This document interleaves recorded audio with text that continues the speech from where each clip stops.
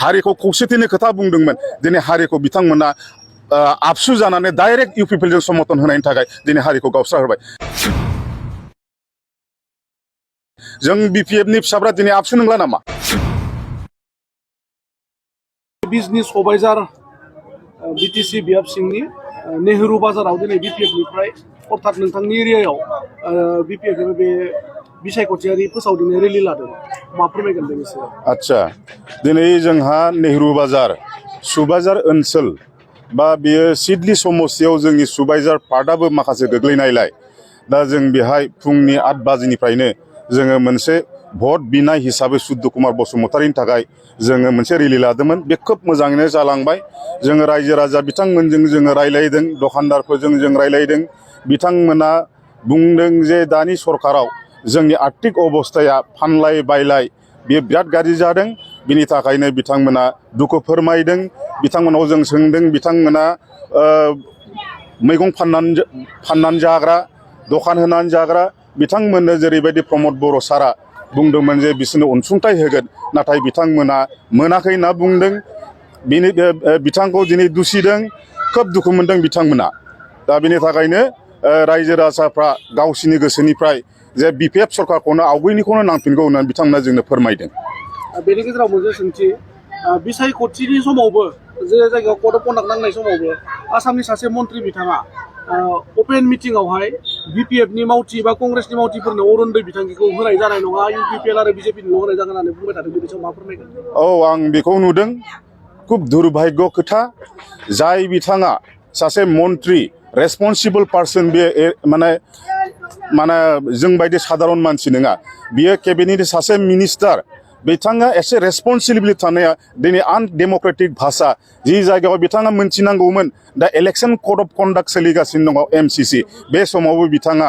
जे अरुणोदयखौ खालि इउपिपिएल मानसियाल' मोनगोन होननानै अपेन स्टेजाव लेक्सार होदों बिथाङा बे खुब दुर्भाग्यजनक बिथाङा सासे जाथि दैदेनगिरि गोबाव समसिम बिथाङा आबसुनि प्रेसिडेन्ट जानानै थाबोदोंमोन जाय संगठन आबसुखौ जोङो जातिनि सिनस्रि होनना बुङो हारि बोखांनायनि फोथांनायनि खोथा बुंदोंमोन बिथांमोना नेतृत्व होदोंमन जातिखौ नाथाय दिनै राजनितिनि नामाव दिनै एथ'ग्राबसिम गाहायाव थांगोन जों मालाबाबो सिमाङाव सानाखै आं बेक्ति हिसाबै आङो इउजि सारखौ आं बिराद मान होनायमोन नाथाय आं दिनैनिफ्राय बे बिथांनि जिथु राव जि भट माने राजनितिक भट बिनायनि नामाव सिगिनानै मोनसे डेम'क्रेसि खान्थियाव बिथाङा सिगिनानै जोंनि रायजो राजा निरुपाय मानसि जाम्बा जाम्बिफोरखौ मोनसे प्रल'भन खालामनानै सिगिनानै बिथाङा जे माने अरुणोदयनि नामाव बिथाङा भाषा बुंदों जे इउपिपिएल नङाबा सोरबा बिपिएफ सोरबा कंग्रेस बिथांमोननो बे अरुणोदय स्किमखौ होनाय जानाय नङा बिथाङा जाति फोसांनायनि खोथा बुंदों दिनै जोंनि बर' जातियावनो जुदि बयबो जुदि जोङो सांग्रां जौगाथाय जानांगौबा बयबो जुदि उन्नति जानांगौबा सोरबा खाना खुज्रा आरो अरुणोदय स्किमखौ माबायदि मानसिया नोंथांमोना केटागरिखौनो मिथिखागौ बे जाय मानसिया गरिब मानसि हा गैजायै जाय मानसिया फिसाय थैजानाय जाय मानसिया रान्दि जाय मानसिया बैसो जानानै थालांबाय खाफालाव गैया हाबा जायासै जाय मानसिया लेंग्रा खाना बेंगुरा बिथांमोन बायदिनिसो होनांगौ जुदि बर' हारिनि बा जोंनि रायजो राजा बिटिसिनि बिथांमोन बायदि गरिब गुन्द्रा दुखिया मानसिया जुदि थालांनांगौबा गरिबै थानांगौबा बिथांमोनाव लाख लाख बिल्डिं गिदिर गारि गिदिर सालायनानै दिनै जाति फोसाबनो होनना बुंनाया गावसोरल' देरख्ल'नानै आरो नैबे गरिब मानसिफोरखौ जातिफोरखौ जों जुदि समान बोखांफायाबा जों माबोरै जाति फोसाबनाय जाति फसंनायनि खोथाखौ जों बुंनो हायो बिथांमोना बिराद गिदों जोंखौ बिपिएफखौ जायनि थाखाय जोंनि डेम'क्रेसियाव जोंखौ हुमखि होदों जाय बिथांमोना दिनै गिनानैनो अरुणोदय स्किमखौ इउपिपिएलनोल' होगोन बिपिएफनो होआ आरो आंथ' मोनसे खोथा बुंबावो दिनै 11 तारिख आरो 12 तारिख दा मोनानिफ्राय बिसोरो सिखाव हाबगोन बिथांमोना ओरैबायदि सिखाव हाबगोन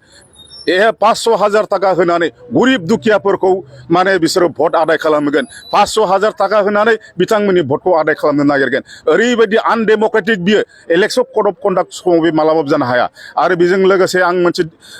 मानाव गेदेर दिपेन बर' सारखौबो आं बुंगोन बिथाङा राजनितिनि नामाव जाति फोथांनायनि खोथा बुंदोंमोन हारिखौ खौसेथिनि खोथा बुंदोंमोन दिनै हारिखौ बिथांमोना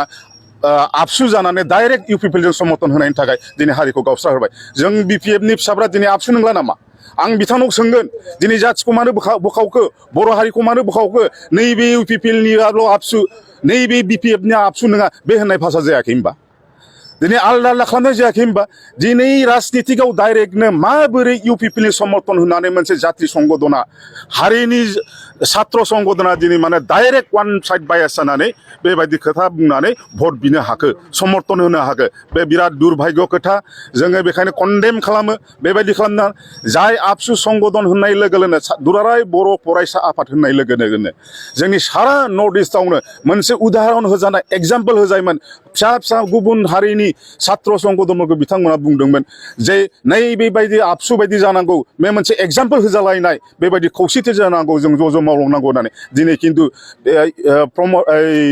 दिपेन बर' सारनि जिबादि माखासे कार्यकलाप बिथांनि मावनाय बिथांफोरखौ नुयोब्ला जों माने जाथिया जों दिनै रावबो जोंखौ माने